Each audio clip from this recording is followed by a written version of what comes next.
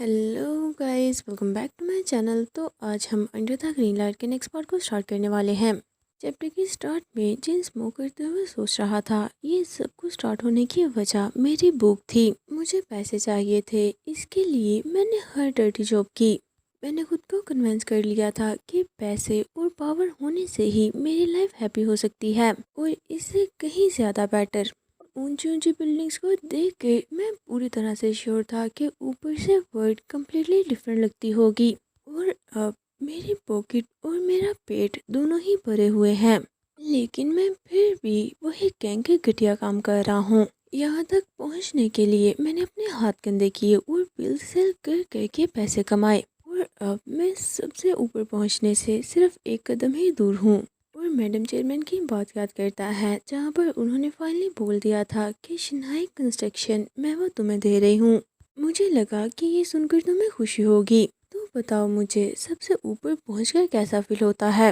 यानी कि Shanghai construction मिलने के बाद फाइनली वो सबसे ऊपर तक पहुंच चुका है, जिसे याद करते हुए जिन सीरियसली सोचता है। मैं इसी मोमेंट का तो काफी देर से वेट कर रहा था। साथ ही उसके मन में मैथ्यू का फेस आने लगता है। पिल लेने की वजह से वो कितना ज्यादा घबरा चुका था, जिसे याद करते हुए जिन खुद से ही बोलने लगता है कि ऑफ कोर्स मैं खुश हूँ। लेकिन उसके फेस से ऐसा बिल्कुल भी नहीं लग रहा था। सिर्फ एक और स्टेप और फाइनली मैं अपना गोल अचीव कर लूंगा। तो आखिर मैं हेजिटेट क्यों कर रहा हूँ?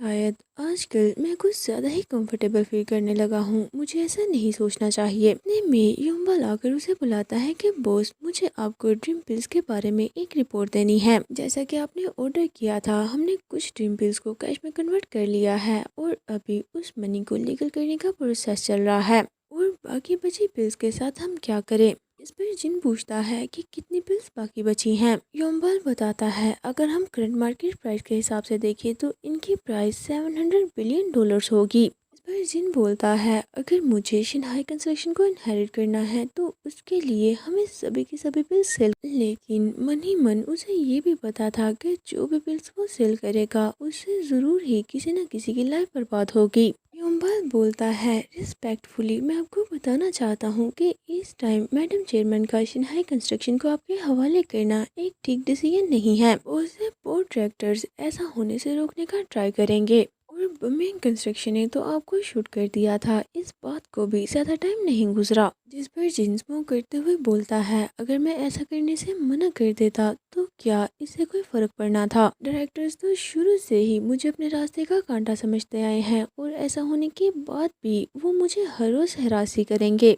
और काफ़ी ज़्यादा सीरियसली बोलता है, और अब तो वो बच्चा भी इसमें इन्वॉल्व हो चुका है। यानी कि मैथ्यू भी इन सब चीज़ों में इन्वॉल्व हो चुका है, और सोचता है तब से लेकर अब तक बस एक ही चीज़ नहीं बदली कि मैं हमेशा ही अपनी लाइफ के एज पर खड़ा होता हूँ, जहाँ पर मुझे मुश्किल से मुश्किल फैसले लेने होते हैं। ये सोचते हुए वो अपने हाथ में पकड़ा सिगरेट फेंक कर वहाँ से जाते हुए युम्बाल को ऑर्डर करता है, जितनी भी पिल्स बची हैं उन सबको कार में लोड करके मेरे नेक्स्ट ऑर्डर का वेट करो। और अभी रायन कहाँ है? योम्बल बताता है कि स्कूल में। जिस पर जिन बोलता है, जैसा तुमने बोला इस टाइम काफी ज्यादा खतरा है, तो मैं खुद उसे पिक करने जाऊंगा। दूसरी तरफ हम स्कूल का सीन देखते हैं, जहाँ पर शेंगची मैथ्यू को छोड़ने आया था। वो बड़ी सी स्माइल करके हाथ हिलाते हुए बोलता है, स्कूल में मजे करना। इस पर मैथ्यू उसके सामने बो करके रिस्पेक्टफुली बोलता है, राइट देने के लिए आपका शुक्रिया। ये बोलकर वो वहाँ से जाने लगता है। शेंगजी को देखकर स्कूल के बच्चे आपस में विस्पर करने लगते हैं, तो वो रूमर सच थे कि मैथ्यू रायन गैंग के साथ इन्वॉल्व है। इस पर मैथ्यू भी इस चीज को नोटिस कर लेता है। उसे तो पहले से ही पता था, अगर कोई पर्सन उसे ड्रॉप करने आएगा तो डेफिनेटली बहुत से लोग इस चीज को नोटिस करेंगे। इतने में उसे प्रोफेसर बुलाता है कि रायन, मुझे तुमसे बात करनी है, मेरे ऑफिस में आओ। ऑफिस में जाने के बाद प्रोफेसर उसे बोलते हैं, मैथ्यू मैं तुमसे आजकल जो रूमर्स चल रहे हैं उनके बारे में बात करना चाहता हूँ। तो मैं तुमसे सीधा सीधा ही पूछूंगा कि क्या तुम्हें स्पॉन्सर किया जा रहा है? इसे सुनकर मैथ्यू कंफ्यूज होते हुए बोलता है कि क्या आप किस बारे में बात कर रहे हैं? प्रोफेसर बोलते हैं, और जो पर्सन तुम्हें स्पॉन्सर कर रहा है वो कोई और नहीं बल्कि एक माफिया है। इसे सुन के मैथ्यू काफी ज्यादा चौंक गया था। जिस पर प्रोफेसर उसे समझाने लगते हैं कि तुम्हारे बारे में यही स्कैंडल चल रहे हैं, तुम्हारा फ्यूचर काफी ज्यादा ब्राइट होने वाला है, तो तुम इसे खोने का रिस्क क्यों ले रहे हो? तुम्हें इस रिलेशनशिप को खत्म करना होगा, या एग्जीबिशन में तुम्हें जो सेंटर स्पेस जगह मिलने वाली थी उसके बारे में भूल जाओ, और साथ ही तुम्हें स्कॉलरशिप भी नहीं दी जाएगी। आई एम श्योर तुम ऐसा कभी नहीं चाहोगे। इस पर मैं तो वहाँ बैठा सीरियसली सोचने लगता है। मेरे वर्ड में उसे एक रिस्क और स्कैंडल समझा जा रहा है, बिल्कुल वैसे ही जैसे उसके वर्ड में मैं उसके लिए एक रुकावट हूँ। लेकिन यहाँ पर मुझे दोनों में से एक चीज चुनने का बोला गया है। ये सोचते हुए वो प्रोफेसर से बोलता है, अगर मैं आपसे ये बोलूँ कि हमारा रिलेशनशिप ऐसा नहीं है कि हम एक दूसरे को ऐसी फेवर दें, और इसके अलावा आपको इस चीज़ से कोई ताल्लुक नहीं होना चाहिए कि मेरा उसके साथ क्या रिलेशनशिप है। और साथ ही वहाँ से उड़ते हुए बोलता है, मैं सेंटर स्पॉट छोड़ दूंगा, तो आप उस स्टूडेंट को दे सकते हैं जिसे इसकी ज़्यादा ज़रूरत हो। इस पर प्रोफेसर तो काफ़ी ज़्यादा चौंक जाते हैं और चौंकते हुए बोलते हैं, तुम ये क्या बोल रहे हो? एग्जीबिशन बस थोड़ी ही दूर है और तुम इतना इजीली गिव अप कैसे कर सकते हो? इस पर मैथ्यू बोलता है, अगर आपको इसके अलावा कुछ और नहीं बोलना तो मैं यहाँ से जा रहा हूँ। ये बोलकर वो वहाँ से बाहर निकल गया था और जाते हुए सोचता है, अगर मैं तुम्हारी वर्ड का पार्ट नहीं बन सकता तो मैं तुम्हें अपने वर्ड में खींच लूंगा। इतने में यंग पीछे से उसके पास आकर हंसते हुए बोलता है, तुम्हारे फेस को देखकर तो ऐसा लग रहा है जैसे कि तुम्हें सेंटर स्पेस से हटा दिया गया हो। हर तरफ ये रूमर्स फैले हुए हैं कि तुम्हें स्पॉन्सर किया जा रहा है। तुम तो जानते ही हो कि प्रोफेसर को ऐसी घटिया चीज़ों से नफरत है। अब जबकि तुम कंपटीशन से बाहर निकल चुके हो तो मुझे भी इसमें मज़ा नहीं आएगा। वैसे भी मेरे डैड कुछ भी कर सकते हैं, इस चीज़ को हासिल करना मेरे लिए थोड़ा सा भी मुश्किल नहीं है।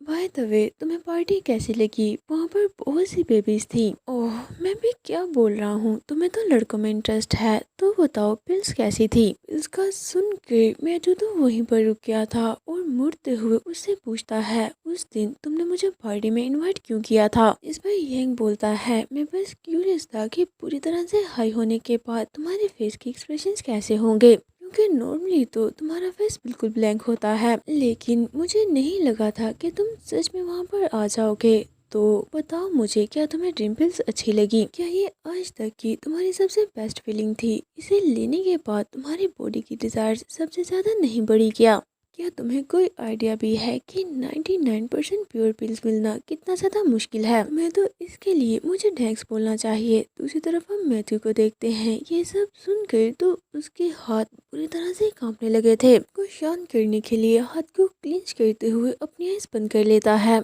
क्योंकि वो रात उसके लिए काफी ज्यादा भयानक थी और वो उसे दोबारा से याद नहीं करना चाहता था। इतने में वहाँ पर जीना जाता है, जो कि आते ही रायुं के सर पर अपना हाथ रखकर जोर से दबाते हुए उसे बोलता है, तो वो तुम थे वही पर्सन जिसने इसकी ड्रिंक में पिल्स डाली थी। इसे सुनकर रायन तो काफी ज्यादा डर गया था और उसकी तरफ मुड़ते हुए बोलता है, क्या तुम ये क्या बोल रहे हो? जिस पर जिन उसके सिर पर हल्का सा पंच मारते हुए बोलता है, मैं पूछ रहा हूँ क्या वो पर्सन तुम थे? जैसे ही मैथ्यू की नजर जिन पर पड़ती है तो वो चिल्लाते हुए उसे बुलाने लगता है, लेकिन जिन तो उसे बिल्कुल भी नोटिस नहीं करता। उल्टा वो रायन को पकड़कर गुस्से से बोल रहा था, तुमने एक बिल्कुल परफेक्ट मॉडल स्टूडेंट को पिल्स क्यों दी? अगर पिल्स से इसकी लाइफ बर्बाद हो जाती तो क्या तुम इसकी रिस्पॉन्सिबिलिटी लेने वाले थे? इसे देख कर यंग तो काफी ज्यादा घबरा जाता है, इतना ज्यादा कि वो रोने ही लगा था। जब उसे रायन से कोई आंसर नहीं मिलता तो वो उसे मैथ्यू के सामने करते हुए पूछता है, क्या ये वही है ना?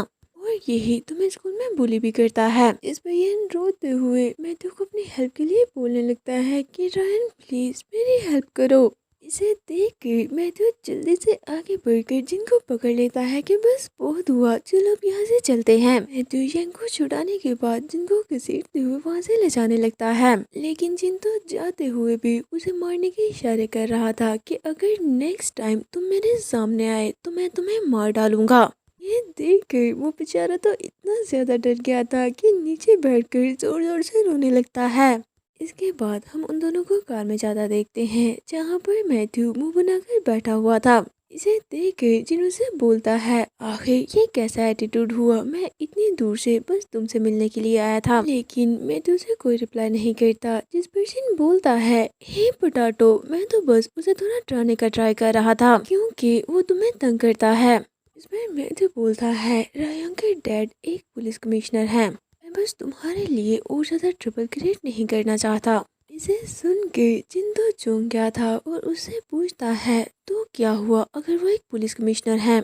क्योंकि मैं एक गैंगस्टर हूँ इसीलिए मुझे परेशान होना चाहिए क्या? जिसे सुन के मैं तो घबरा गया था और फौरन ही कार का डोर ओपन करते हुए बोलता है, मुझे अपने स्टूडियो जाना है तो मैं यहीं पर उतर रहा हूँ। लेकिन उसके बाहर निकलने से पहले ही जिन उसका बाजू पकड़ कर खींचते हुए रोक लेता है और सीरियसली बोलता है, मैं कोई मजाक नहीं कर रहा था जब मैंने ये बोला कि आज के बाद से तुम अकेले कहीं भी नहीं जाओगे। इसके थोड़ी देर बाद ही हम उन दोनों को स्टूडियो के सामने खड़ा देखते हैं, जहाँ पर जिन मैथ्यू से पूछता है कि हम दोबारा से यहाँ क्यों आए हैं। इस पर मैथ्यू बोलता है, मुझे एग्जीबिशन की तैयारी करनी है। ये बोलकर वो दोनों ही अंदर आ जाते हैं। यहाँ पर स्कल्पचर को रेड क्लॉथ से कवर कर रखा था, जिसे देखते हुए जिन उससे पूछता है, मुझे तो लगा था कि तुमने इसे कंप्लीट कर लिया है। इस पर मैथ्यू बोलता है, हाँ ये कंप्लीट है, लेकिन बस थोड़ी बहुत फिनिशिंग देना बाकी है। जिन स्कल्पचर को देखते हुए बोलता है, इसे देखकर तो ऐसा लग रहा है अब तुम्हें और ज्यादा मॉडल की जरूरत नहीं रही। इतने में मैथ्यू सैड होते हुए उससे माफी मांगता है कि आज स्कूल में जो कुछ भी हुआ उसकी वजह से मैंने कुछ ज्यादा ही रिएक्ट कर दिया। इस पर जिन सोफे पर बैठते हुए बोलता है, अगर कुछ ऐसा है भी तो वो मैं हूँ जो तुम्हारी लाइफ को इतना ज्यादा हॉरिबल बना रहा है। मैं जानता हूँ तुम्हें टेंशन अच्छी नहीं लगती और मेरे लोगों के तुम्हें स्कूल छोड़ने पर बहुत से लोग तुम्हें घूरते होंगे। इस पर मैथ्यू बोलता है, ऐसा करके तुम बस मुझे प्रोटेक्ट करने का ट्राई कर रहे हो। अगर ऐसा करने से मैं तुम्हारे रास्ते में रुकावट नहीं बनूंगा तो मुझे इससे कोई प्रॉब्लम नहीं। मेरा ग्रेजुएशन एग्जीबिशन आने वाला है। एक आर्टिस्ट के तौर पर ये मेरी लाइफ का सबसे बड़ा मोमेंट है। पहले आने वाले लोगों में फैमिली और फ्रेंड्स को भी इनवाइट किया गया है, तो क्या तुम आना चाहोगे? मैं चाहता हूँ कि मेरे काम को सबसे पहले तुम देखो। इस पर जिन कुछ सोचते हुए बोलता है, क्या सच में मैं वहाँ पर आ सकता हूँ? क्या तुम्हारे कोलीग के फादर वही पुलिस कमिश्नर वहाँ नहीं होंगे? इस पर मैथ्यू जल्दी से बोलता है, नहीं नहीं ऐसी कोई बात नहीं थी, और उसके पास जाकर सोफे पर बैठ जाता है। पहले मैं बस डर रहा था कि कहीं मैं तुम्हारे काम के बीच ना आ जाऊं। मैं परेशान हो गया था और कुछ ज्यादा ही बोल गया। इस पर जिन बोलता है, मेरा काम, तुम्हें क्या लगता है कि पुलिस मुझे पकड़ कर मेरे गैंग बिजनेस से दूर ले जाएगी? जिसे सुनकर मैं तो काफी ज्यादा सैड हो गया था और उसे कोई भी आंसर नहीं कर पाता। जिन बोलता है, ये जो शर्मनाक है, इस वजह से मैं तो तुम्हारे सामने अपना सर भी नहीं उठा सकता।